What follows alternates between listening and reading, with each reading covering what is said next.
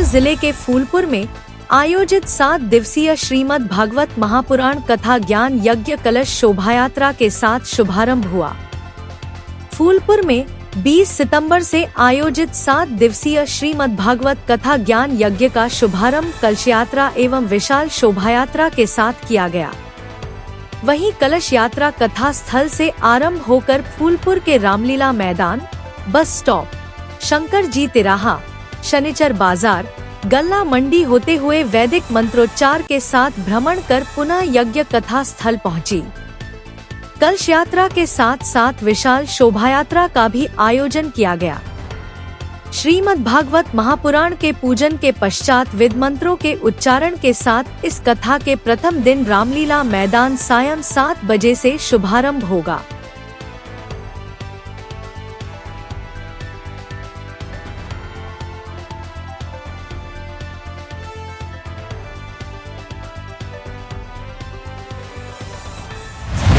सदा परिभवग्नमविष्टदोहं तीर्थास्पदं शिवविरिञ्चिनुतं शरण्यं भृत्यार्त्यहं प्रणतपालभवाब्धिपोतं वन्दे महापुरुषते चरणारविन्दम्।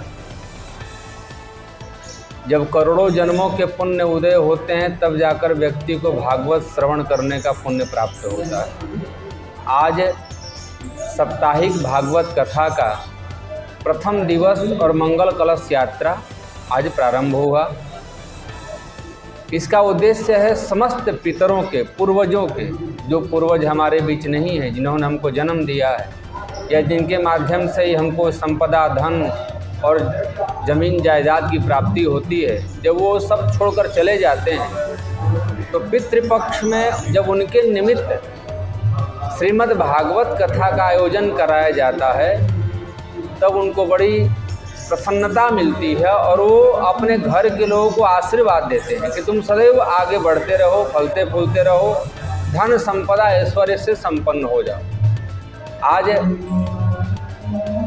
ज्योतिषाचार्य पंडित दुर्गेश पांडे जी के सानिध्य में और समस्त फूलपुर सनातन धर्म प्रेमी मतावलंबियों के सहयोग से और आप सभी लोगों के तन मन धन के सहयोग से आज भागवत कथा के प्रथम दिवस का मंगल कलश यात्रा प्रारंभ हुआ और इस क्षेत्र के जो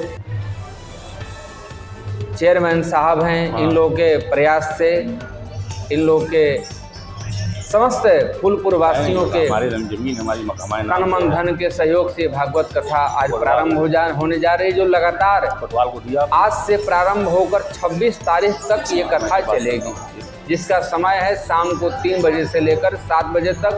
ये संगीतमय कथा है और 27 तारीख को इसका हवन होगा और जो पूरे समस्त क्षेत्र के पितरों के उद्धार के लिए कार्यक्रम आप लोगों के माध्यम से कराया जा रहा है।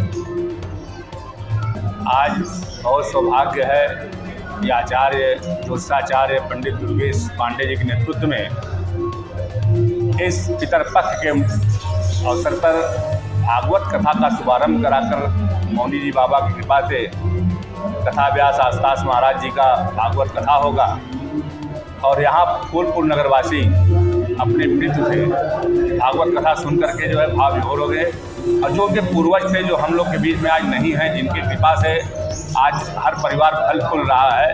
इस पितरपक्ष माह में भागवत कथा का आयोजन सप्ताह ज्ञान बहुत ही महत्वपूर्ण है पितृदोष निवारण के लिए।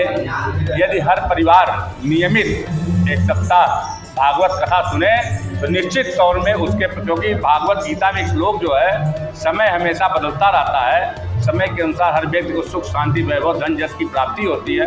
अगर हर व्यक्ति 2 घंटा समय निकाल करके समस्त नगरवासियों से मेरा निवेदन और अपील है कि वो भागवत कथा में सम्मिलित होकर के अपने पूर्वजों को पिंडदान कर अपने को भाग्यशाली बने और भाग्य का अपने उद्धार करें।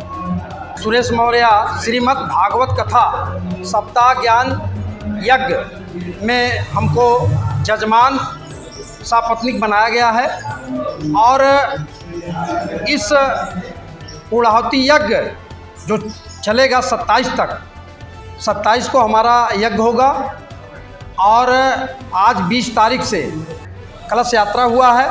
कलश यात्रा में हम लोग अपने स्थान पे आए हैं। शाम में सायं 3 बजे से 7 बजे तक भागवत कथा चलेगा। मेरा आप लोगों से अनुरोध है कि 3 बजे आप लोग समय से उपस्थित हो करके भागवत कथा का आनंद लें और अपने पितरों को तृप्त करें।